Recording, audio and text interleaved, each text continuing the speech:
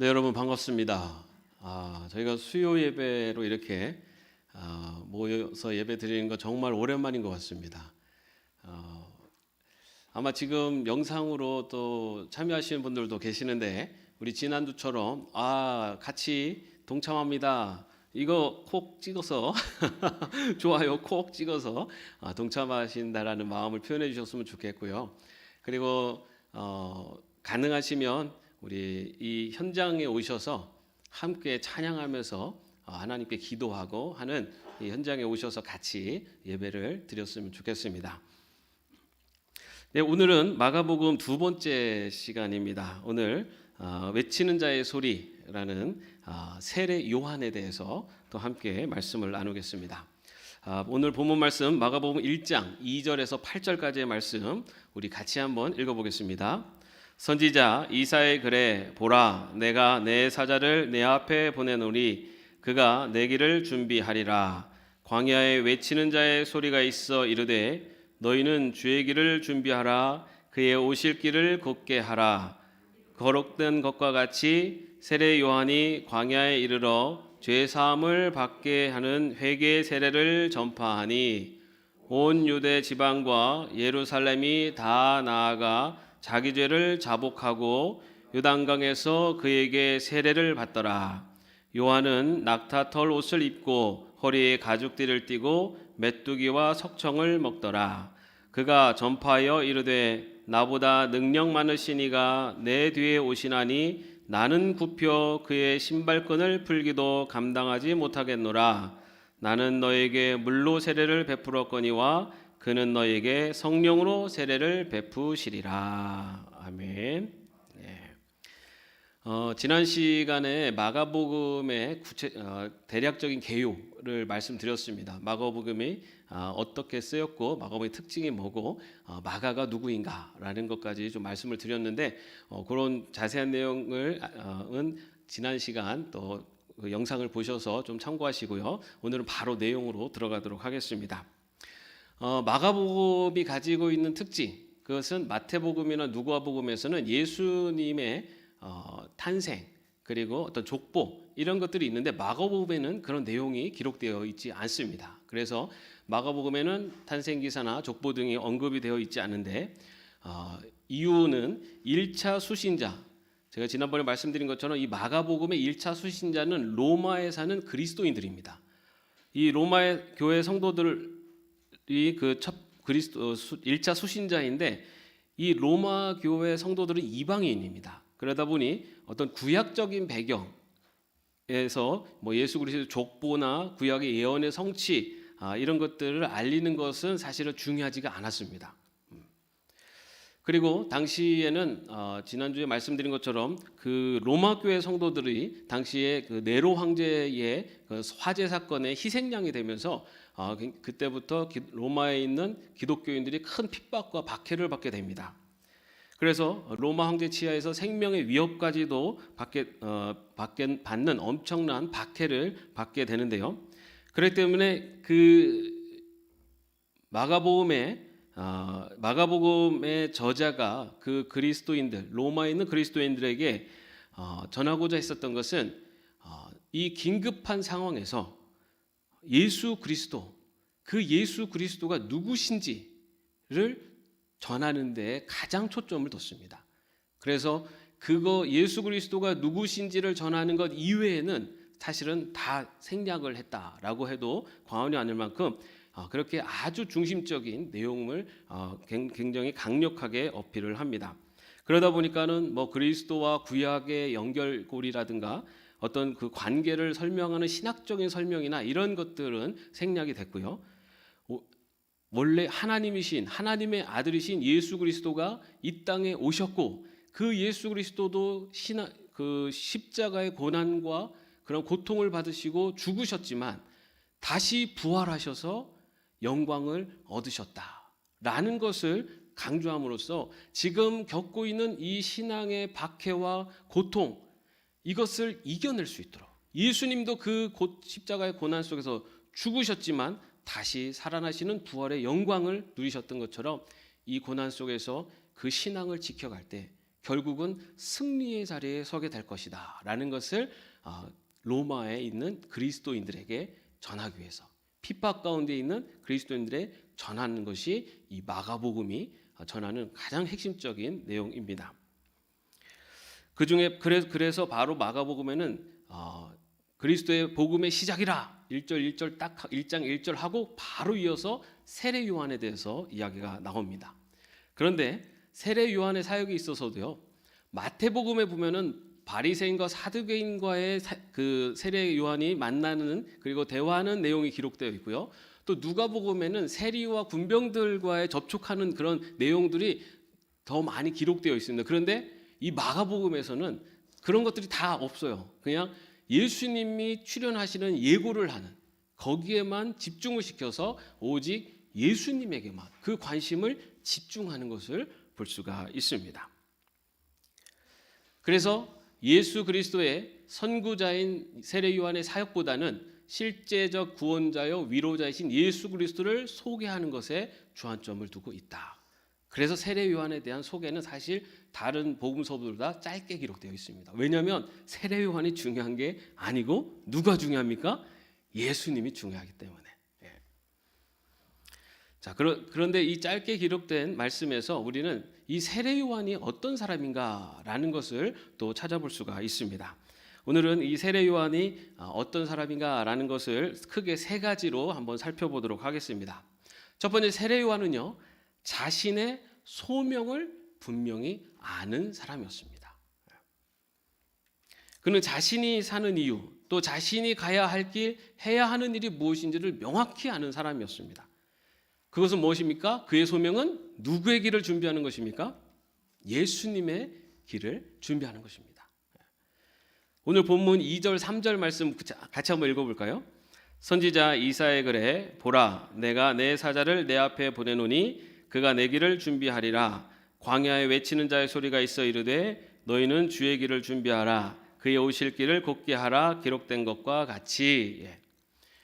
여기 보면은 내가 내 사자 앞에라고 하는 이 앞에라고 하는 그 프로소프, 저거는 가로 재어 쓰기가 아니라 헬라어 원음을 써는 것, 발음을 써는 건데, 프로소프라고 하는 이 앞에라고 하는 단어를 쓰고 있는데요. 이 앞에라고 하는 이 단어가 언제 주로 쓰였냐면은 전쟁에서 승리한 개선 장군이 자신이 떠나온 도시로 돌아가기 전에 선발대를 먼저 보내서 이 승리의 기쁜 소식을 전할 때 그때 앞에 보냈다라고 할 때에 쓰는 단어가 여기에 사용되고 있습니다. 그래서 바로 이 그 예언되어 있는 구약에 예언되어 있는 그 앞서 보낸 자가 바로 세례 요한이다라는 것을 나타내고 있습니다. 그리고 또 광야에 외치는 자의 소리라고 하는 이 소리라고 하는 것이 이제 헬라어로 포네인데요. 이 표현은 세례 요한은 예수 그리스도의 오심을 알리는 소식의 전달자다. 그 소리다라고 이야기를 하는 겁니다. 여기에서는요, 광야에 외치는 자도 아니에요. 외치는 자의 소리가 바로 세례 요한이다라고 이야기를 합니다. 철저하게 세례 요한은 숨기고 예수님을 계속해서 드러내는 것이 이 마가복음이 갖고 있는 특징 중에 하나입니다. 이렇게 세례 요한의 소명, 그것은 예수님의 오심을 준비하는 것이고요. 그 다음에 또 세례 요한의 그 소명은 예수님의 오심을 준비하는 회개의 세례를 베푸는 것이었습니다. 4절 말씀을 같이 한번 또 읽어보겠습니다. 세례 요한이 광야에 이르러 죄 사함을 받게 하는 회개의 세례를 전파하니. 예수님 당시에는요, 유대교에서 그 이방인이 유대교로 이렇게 개종을 할 때 그때는 개종자들을 물속에 잠궈서 죄 회개와 개종의 의식을 행하는 그런 의식들이 있었습니다. 그리고 또 당시에 유대교 한 종파였던 쿰람 공동체에서는요, 역시 그 공동체에 가입하는 가입 의식이면서 또 죄 씻음을 받는 정결 의식으로 이 물에 잠기는 세례를 시행을 했습니다. 그런데 이 요한의 세례는요, 당시 유대교에서 행했던 이방인 개종자만을 위한 그런 세례도 아니었고, 또 쿰람 공동체가 행하였던 공동체의 어떤 가입 의식이나 소수를 위한 정결 의식이 아니었습니다.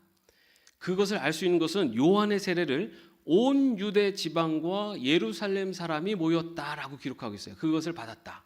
다시 말해서 요한의 세례는 어떤 신분 또는 직업과 상관없이 모든 부류의 사람들이 회개하게 하여 누구의 오심을 준비하는 세례였냐면 바로 예수 그리스도의 오심을 준비하는 세례였다라는 것입니다. 이처럼 이 세례 요한은 그가 받은 소명, 예수 그리스도의 오심을 준비하는 것.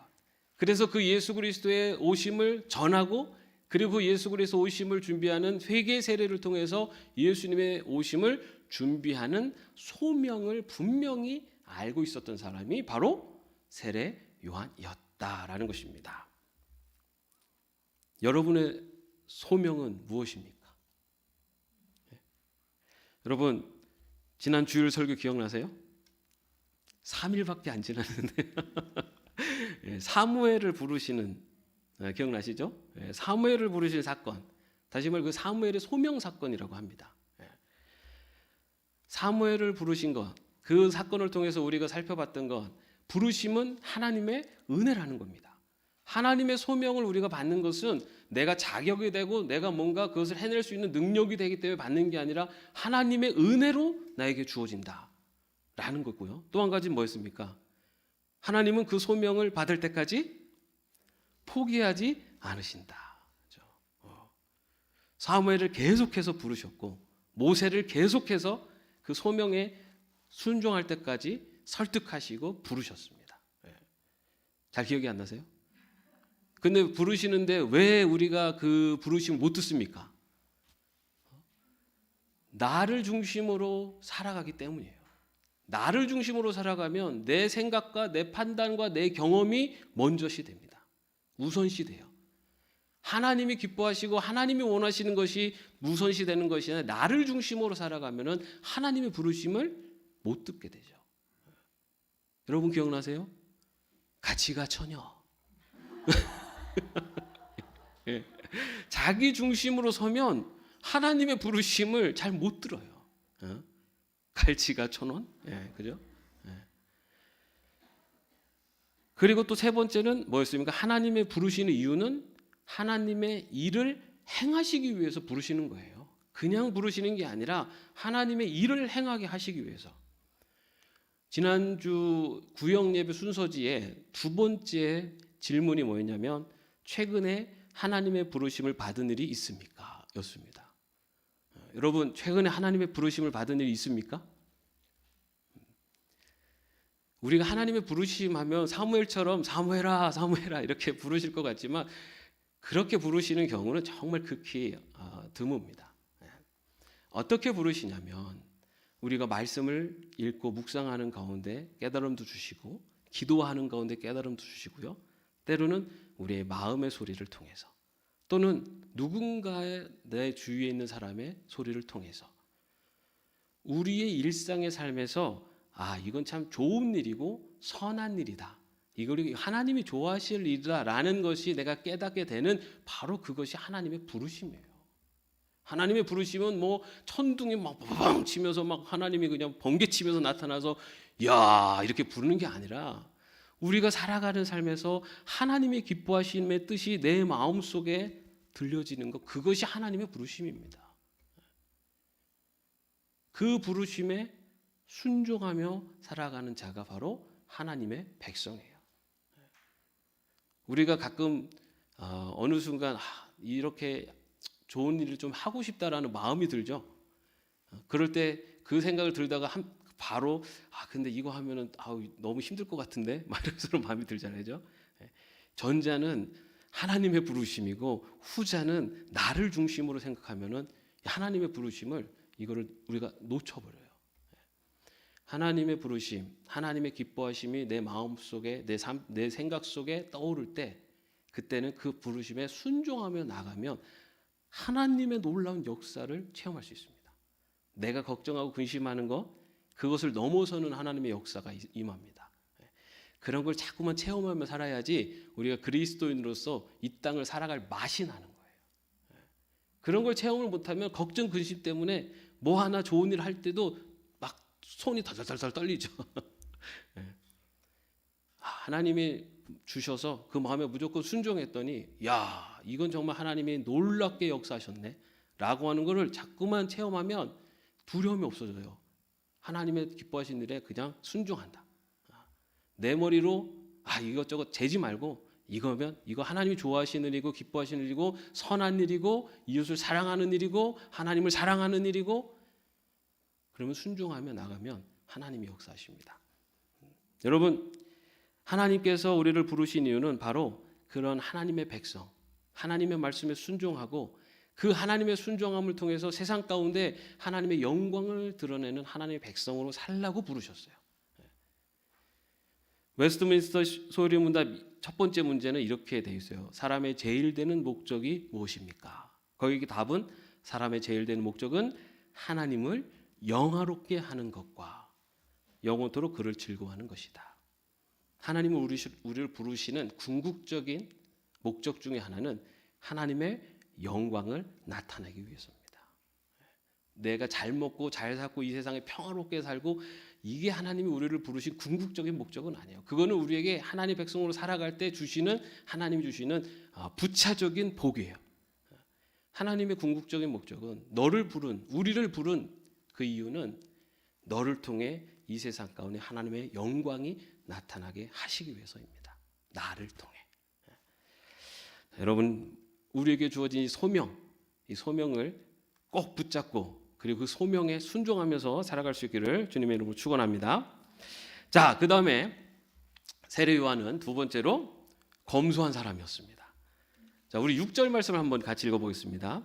요한은 낙타털 옷을 입고 허리에 가죽띠를 띠고 메뚜기와 석청을 먹더라. 여기 낙타털 옷은요, 낙타의 털로 거칠게 짠 볼품 없고 길게 늘어진 값싼 옷으로 가난한 서민들이 즐겨 입는 옷이었습니다. 또 허리에 매는 띠는 뛰거나 걸을 때 또는 바람이 불 경우에 옷이 흘러내리지 않게 붙들어 매는 역할을 하는데, 그런데 당시에 이 남자들에게도 이 생활 수준을 나타내는 장신구의 역할을 했던 것이 이 허리띠였어요. 우리가 뭐 가방, 지갑, 뭐 이런 그 넥타이 이런 걸로다가 이게 명품을 이렇게 하는 것처럼 허리띠도 남자들이 그 허리띠를 좀 뭐 장식을 한다든지 좀 귀한 것으로 하면서 일종의 장신구의 역할도 했던 것이 이 허리띠였습니다. 세례 요한은 근데 서민들이 일반적으로 사용한 가죽띠를 사용을 했습니다. 또 메뚜기, 이 세례 요한이 메뚜기와 석청을 먹었다는 메뚜기 드셔보셨나요? 아마 어르신 조금 그래도 세대가 있으신 분들은 드셔보셨죠? 안 드셔보셨나요? 저는 먹어봤습니다. 저는 어릴 때 메뚜기 잡아가지고 메뚜기 막 튀겨가지고 막 잘 먹었어요. 그래서 이렇게 건강합니다. 네. 그런데 이 메뚜기는요, 가난한 사람들이나 재해를 만나 다른 먹을거리가 없는 사람들이 먹었던 음식이었어요. 그리고 석청은 야생꿀로서 역시 가난한 사람들이 주로 먹었던 음식이었습니다. 세례 요한은요, 의도적으로 메시아의 선구자로서 자신의 지위와 메시아의 도래에 앞서 회개를 선포해야 하는 자신의 소명의 내용에 걸맞는 검소한 삶을 살았다. 회개를 선포하면서 착취하는 자들에 대해서 그 회개하라라고 외쳤고, 그리고 권력으로 압제하는 사람들에게도 얘기했고요. 그런 이야기를 하는 그 세례 요한이 만약에 황금 옷을 입고 막 장신구를 차고 그렇게 했으면은 그 말씀이 먹혔겠습니까? 요즘 사람들 굉장히 명품 좋아하지 않습니까, 그죠? 네. 여러분, 명품 가방과 짝퉁 가방을 구별하는 방법이 뭐였습니까? 비가 올 때 가슴에 품고 가면은 명품이고 머리에다 이렇게 쓰고 가면은 짝퉁이다 그러잖아요, 그죠? 네. 사실은 이제 명품이 어떤 품질도 좋고 또 오래 사용하기도 하는 이제 그런 장점도 있어요. 그런데 지나치게 명품을 찾는 것은 우리 그리스도인들이 사실 주의해야 합니다. 왜냐하면은 그렇게 지나치게 명품을 찾는 것, 소위 사치를 하는 것은 어떤 그 명품 보여지는 것으로서 자신의 정체성, 자존감을 그것에서 찾는 거예요. 그리스도인들의 자존감은 어디에서 나와야 됩니까? 예수 그리스도에게 나오는 거예요. 우리가 자랑할 것은 명품 핸드백이 아니고 명품 옷이 아니라 예수 그리스도입니다. 우리가 자랑할 것은 그리스도인들의 이 자존감은요, 나를 사랑하신 예수 그리스도, 나를 위해서 십자가에 달려주신 예수 그리스도, 지금도 많은 이들을 구원으로 인도하시는 그 예수 그리스도의 그 사랑으로 나아가는 그것이 그리스도인들의 자존감입니다. 그렇기 때문에 그리스도인들은 겉을 치장하는데 거기에 신경을 쓰기보다는 내 안에 있는 예수 그리스도, 그 예수 그리스도가 나의 삶 속에 나타나도록 하는 것, 그것이 바로 그리스도인다운 삶을 사는 그런 모습입니다. 독일의 그 유대인 대학살에서 이 유대인들을 구해낸 오스카 신들러를 아시죠? 우리가 영화 신들러 리스트를 통해서 알고 있는데, 그 신들러 리스트에서 그 오스카 신들러가의 마지막 장면에서 이렇게 이야기를 합니다. 이 자동차면 적어도 10명을 구할 수 있었을 거야. 이 배지라면 적어도 1명을 더 구할 수 있었을 거야. 내가 사치하는 그 사치로 내 드러나는 모습을 드러내는 것보다 하나님이 기뻐하시는 일은 그것으로 오히려 어렵고 힘든 이웃을 도움으로써 내 안에 그리스도의 모습이 나의 삶 속에 나타나는 것을 더 기뻐하실 줄로 믿습니다. 우리 삶의 자존감, 우리 삶의 중심에 바로 예수 그리스도를 나타내고 높여드릴 수 있는 또 우리 모두가 되기를 바랍니다. 아멘 소리가 작은 거 보니까 명품은 포기할 수 없나? 예. 적당하게 하시면 됩니다. 자, 세 번째로 세례 요한은 자신의 위치를 정확히 아는 사람이었다. 5절 말씀을 한번 같이 읽어보겠습니다. 온 유대 지방과 예루살렘 사람이 다 나아가 자기 죄를 자복하고 요단강에서 그에게 세례를 받더라. 당시 구약의 마지막 선지자가 누구였습니까? 말라기였죠. 말라기 이후로 400여 년 동안에 그런 선지자들이 나타나지 않았고 하나님 말씀도 나타나지 않았어요. 그러다가 이 400여 년 만에 세례 요한이 나타나서 광야에서 하나님의 말씀을 전하자 세례 요한의 인기가 하늘을 찌웠습니다. 그래서 아주 자존심이 센 바리새인들, 사두개인들조차도 그 세례 요한에게 나아갈 만큼 그렇게 아주 인기를 갖고 유대 사회를 압도했었던 사람이 사도 요한이었어요. 광야에 있었기 때문에 아무도 관심 두지 않는 그런 존재가 아니었고요. 당시에 온 유대와 예루살렘에 있는 사람들이 가서 다 세례를 받을 만큼 당시에 굉장히 인기 있는, 그리고 많은 사람들이 주목을 받던 사람이 바로 세례 요한이었어요. 그래서 세례 요한을 보고 이 세례 요한이 메시아가 아닌가라고 하는 질문을 받을 만큼 그렇게 주목을 받는 사람이었습니다. 오늘날로 말하면은 아주 인기 있는 스타 목사 같은 이제 그런 존재였다라고도 할 수 있습니다. 근데 요즘 이 스타 목사라고 하기는 좀 죄송하지만 그런 분들은 이 빠지기 쉬운 게 뭡니까? 교회 주인이 자신이다라고 하는 그런 착각에 빠질 때가 많은 것 같아요. 그러다 보니까는 여러 가지 범죄도 있고 세습도 하고 이런 거를 하는 사람들은 교회 주인이 누구인지를 착각을 하고 있는 거죠. 교회 주인은 누구십니까? 예수님이시죠. 그래서 우리는요 이렇게 이런 발언을 좀 조심해야 돼요. 누구누구 목사교회, 그 목사님이 유명하면은 그 교회를 지칭할 때 누구누구 목사교회라고 이렇게 지칭을 하는 사람들도 있어요. 근데 여러분, 절대로 교회는 이 예수 그리스도가 주인이시지 아무리 잘 나가는 스타 목사도 그 목사가 주인이 절대 아닙니다. 세례 요한은 정말 많은 사람들에게 그렇게 인기가 있는, 그리고 많은 사람들이 따랐던 정말 그런 그 위치에 있었습니다. 그런데 세례 요한이 어떻게 나옵니까?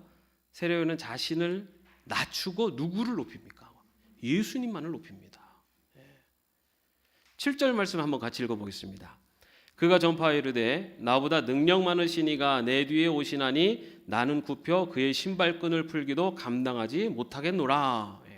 여기서 능력 많으신이라는 그 뜻은 어떤 물리적인 힘이나 세상적인 권세를 말하는 것이 아니라 영적인 권세가 면에서의 우월성을 나타내고 있습니다.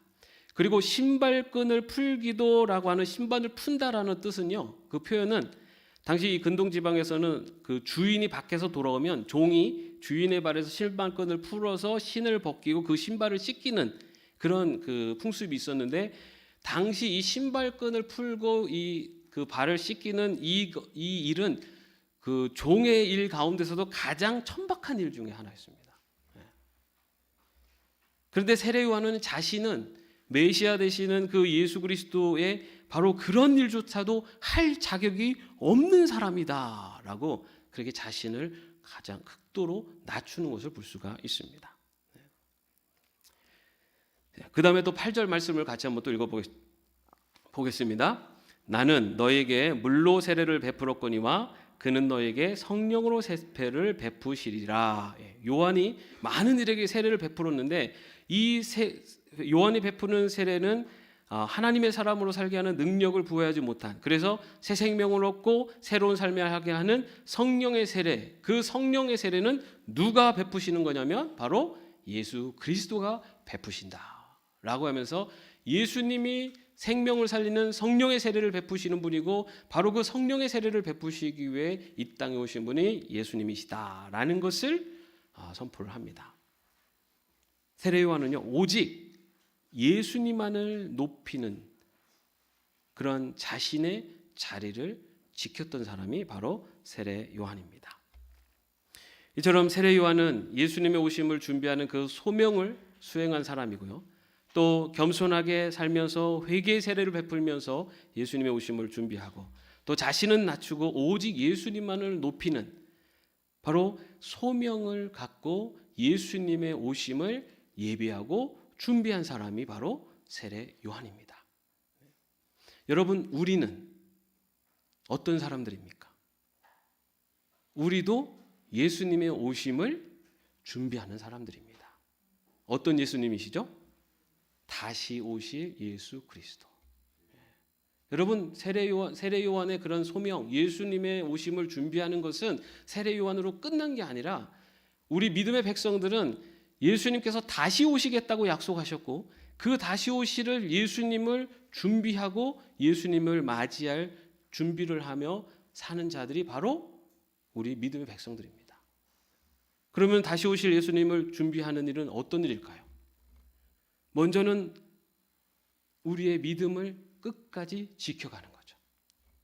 마가복음에서도 로마에 있는 그리스도인들이 그 핍박과 박해 속에서도 예수님을 증거했었던 이유는 그 고난과 박해에서도 믿음을 지켜가라. 그리고 죽음이 있을지언정 부활의 영광이 있다라는 것을 분명히 전한 겁니다.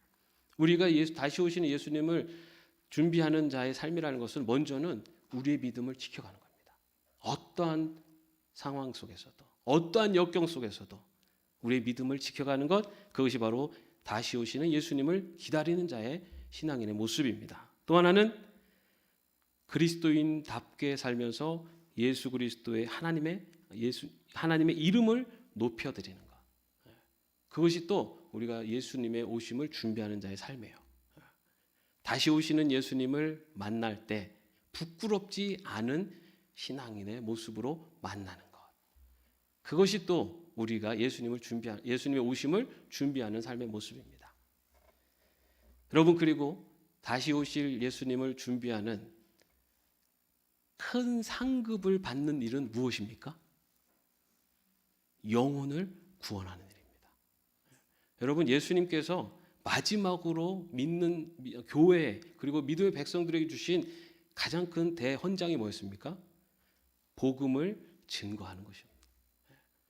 여러분, 우리의 믿음을 지켜가고 우리가 하나님의 백성답게 살아서 예수님을 만날 때 부끄럽지 않은 모습으로 나가는 것, 그것은 신앙의 길을 걸어가는 준비하는 자의 모습입니다. 그런데 그 준비하는 자가 예수 그리스도를 만날 때 가장 큰 상급을 받을 수 있는 것은 죽어가는 생명을 구원하는 일입니다.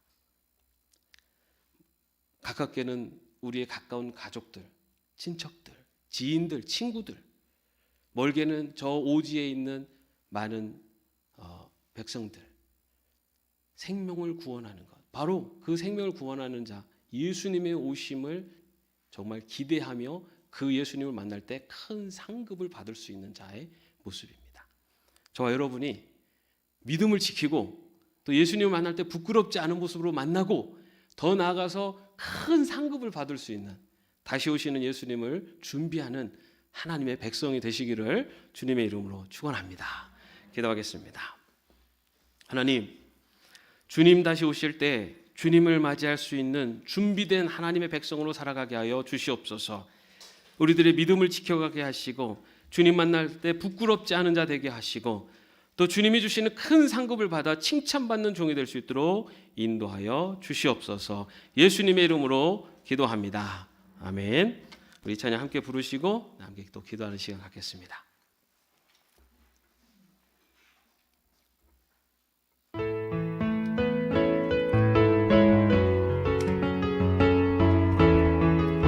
주님 다시 오실 때까지 조금 빨리 할게요.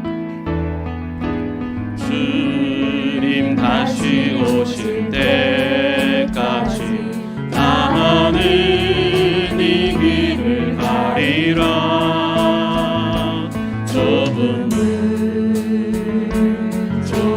길 나의 십자가 지고 나의 가는 이 길 끝에서 나의 가는 이 길 끝에서 나는 주님을 보리라. 영광의 내 주님 나를 맞아주시리. 주님 다시 오실 때까지 주님 다시 오실 때까지 나는 일어나 달려가리라. 주의 영광 온 땅 덮을 때 나는 일어나 노래하리. 내 사모하는 주님, 내 사모하는 주님,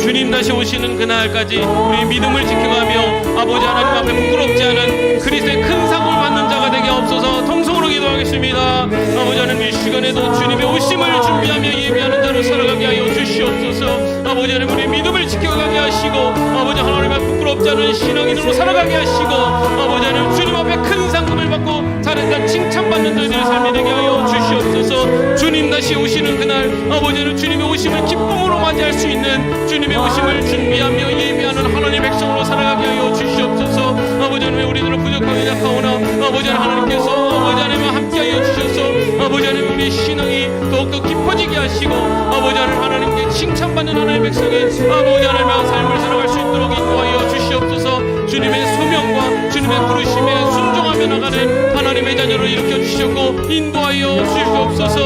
함께하여 주시옵소서. 주님 내 사모하는 주님, 내 사모하는 주님, 온 세상 부주시라. 내 사모하는 주님, 영광의 왕이시라. 주 예수 그리스도의 은혜와 하나님의 사랑하심과 성령님의 교통하심과 동행하심이 주님의 오심을 준비하며 예비하며 살아가기로 마음속에 결단하는 주의 종들 머리 위에 이제로부터 영원까지 함께 없시기를 간절히 축원하옵나이다. 아멘.